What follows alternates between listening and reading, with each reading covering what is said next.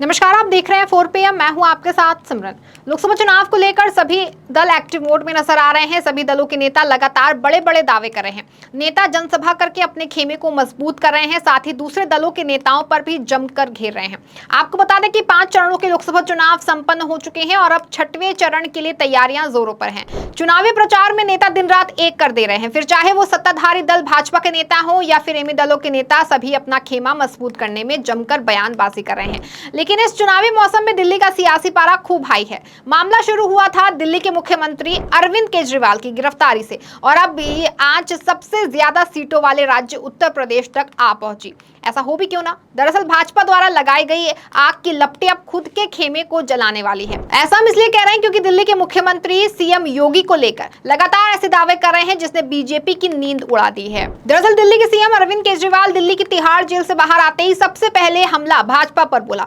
उन्होंने जिस तरह से सीएम योगी को लेकर के दावा किया, इससे भाजपा और पीएम मोदी बिल्कुल भी तैयार नहीं थे। केजरीवाल ने जिस तरह से बड़ा ऐलान करते हुए कहा कि अगर इस बार भाजपा सत्ता में आई तो सीएम योगी को मुख्यमंत्री पद से हटा दिया जाएगा, जिससे कि भाजपा के खेमे में टेंशन बढ़ गई है।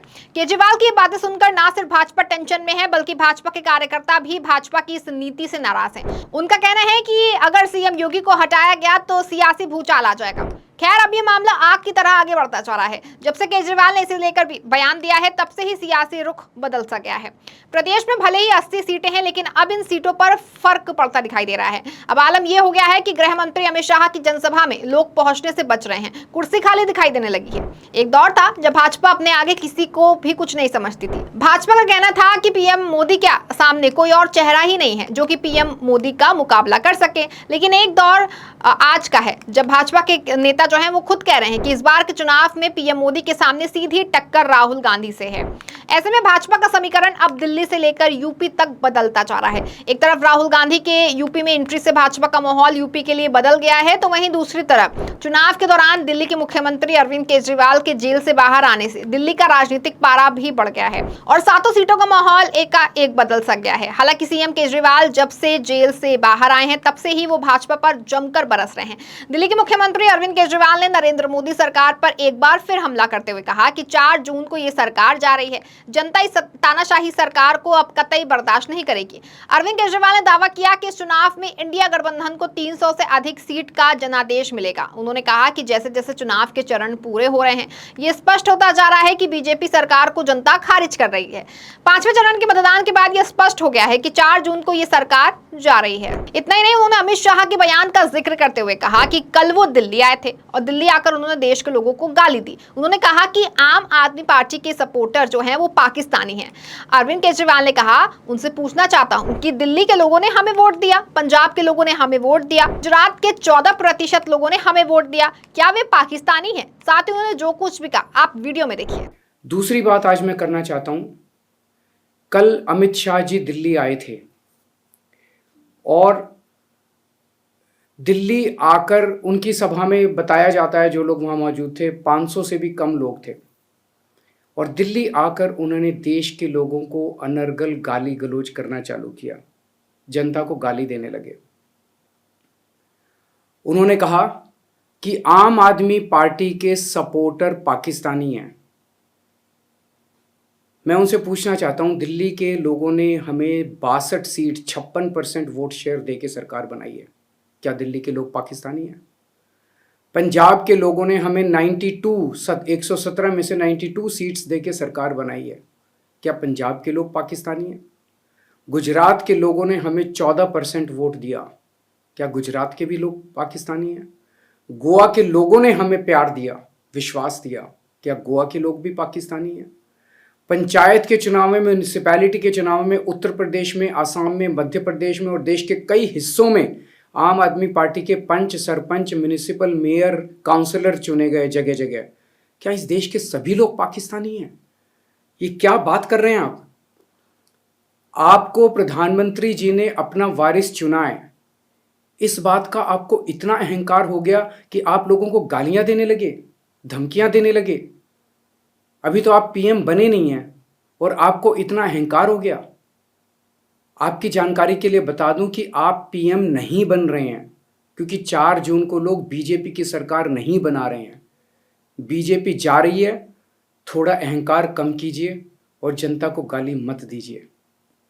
आपकी दुश्मनी मेरे से है, आप मुझे गाली दे लीजिए, लेकिन देश की जनता को अगर गाली देंगे तो ये कोई बर्दाश्त नहीं करने वाला। साथ ही दिल्ली के मुख्यमंत्री अरविंद केजरीवाल यूपी के सीएम योगी आदित्यनाथ पर हमलावर रहे। दरअसल जब से अरविंद केजरीवाल जेल से बाहर आए हैं तब से ही वो दावे कर रहे हैं कि इस बार भाजपा की सरकार आते ही उनको हटा दिया जाएगा। इसको लेकर एक बार फिर उन्होंने योगी पर हमला बोला और कहा कि योगी जी ने मुझे गालियां दी। आपसे मैं बड़ी विनम्रता से कहना चाहूंगा कि आपके असली दुश्मन तो आपकी पार्टी में बैठे हैं। कल योगी जी भी दिल्ली आए थे। योगी जी ने भी आकर दिल्ली में मुझे काफ़ी गालियां दी। मैं योगी जी से पूरी विनम्रता के साथ कहना चाहता हूं, योगी जी, आपके असली दुश्मन तो आपकी पार्टी में बैठे हैं। मुझे गाली देने से क्या फ़ायदा। प्रधानमंत्री जी और अमित शाह जी आपको यूपी की कुर्सी से हटाने का पूरा प्लान बना चुके हैं। आप उनसे निपटिए ना। आप केजरीवाल को क्यों गाली दे रहे हैं बेकार में। 4 जून को इंडिया गठबंधन की सरकार बनने जा रही है। इंडिया को बचाना है तो इंडिया गठबंधन को जिताना है। इंडिया को बढ़ाना है तो इंडिया गठबंधन को जिताना है। आज जिस तरह से दिल्ली का माहौल बना हुआ है, ऐसे में हर नेता भाजपा को घेर रहा है। वहीं इंडिया गठबंधन भी भाजपा पर हमलावर है और भाजपा को आईना दिखाने का काम कर रहा है। कांग्रेस नेता राहुल गांधी, मल्लिकार्जुन खड़गे समेत अन्य बड़े नेता भी भाजपा पर हमला बोल रहे हैं। ऐसे में कांग्रेस नेता पवन खेड़ा ने भी एक बार फिर भाजपा पर हमला बोला। मोदी सरकार ने बदले की भावना के कारण दिल्ली की बनी बनाई व्यवस्था को बर्बाद करने की कोशिश की। बीजेपी ने मतदाताओं के विषय में सोचे बिना ही हमेशा एक छोटी और हल्की राजनीति की है। बड़े बड़े नारे, बड़े बड़े नाम योजनाओं के देने में हमारे प्रधानमंत्री बड़े पारंगत हैं। प्रधानमंत्री उदय योजना सुना होगा आपने। यहाँ का जीवन झुग्गी झोंपड़ियों में, अनधिकृत कॉलोनियों में रहने वाले 70% लोगों का जीवन, उदय शब्द उनका इस्तेमाल उनके लिए करना भी उनका अपमान है, क्योंकि उनके जीवन में सूर्योदय होते हुए उन्होंने नहीं देखा। अंधेरेमयी जिंदगी वो जी रहे हैं। आपने देखा दिल्ली की यात्रा। अब जब हम निकलते हैं दिल्ली, आरोप प्रत्यारोप मोदी सरकार जो कर रही है, जिस तरह से न केवल एक चुनी हुई सरकार को संघर्ष करना पड़ता है, बल्कि वोटर को आप उसकी जिंदगी के विषय में सोचे बगैर सिर्फ छोटी राजनीति, हल्की राजनीति से ही आप प्रेरित हो, ये हमारा नरेंद्र मोदी की सरकार पर आरोप है, उनकी पार्टी पर आरोप है। बहुत छोटी राजनीति इस शहर में होने लगी। पहले ऐसा नहीं होता था। हमने अटल जी का भी दौर देखा। हमारा डॉक्टर मनमोहन सिंह की यूपीए की सरकार तो खैर स्वर्णिम युग था ही दिल्ली के लिए, लेकिन अटल जी की सरकार में हाँ संघर्ष करना पड़ता था। ऐसा नहीं कि संघर्ष नहीं करना पड़ता था शीला दीक्षित जी की सरकार को, लेकिन फिर भी राजनीति का एक स्तर होता था। दिल्ली की चिंता सबको होती थी। अटल जी उस वक्त भी नरेंद्र मोदी को राजधर्म याद दिलाते दिलाते खत्म हो गए। आज फिर मुझे लगता है कि 10 साल से इस व्यक्ति को राजधर्म नहीं समझ में आया, नहीं तो दिल्ली की ये हालत नहीं है। बता दें कि इन दिनों देश का सियासी पारा हाई चल रहा है और सभी की निगाहें 4 जून पर टिकी हुई हैं। देखना ये होगा कि किस दल को इस बार सफलता मिलेगी। फिलहाल के इस खबर में बस इतना ही। ऐसी तमाम राजनीतिक खबरों के लिए बने रहें और देखते रहें 4 PM। धन्यवाद।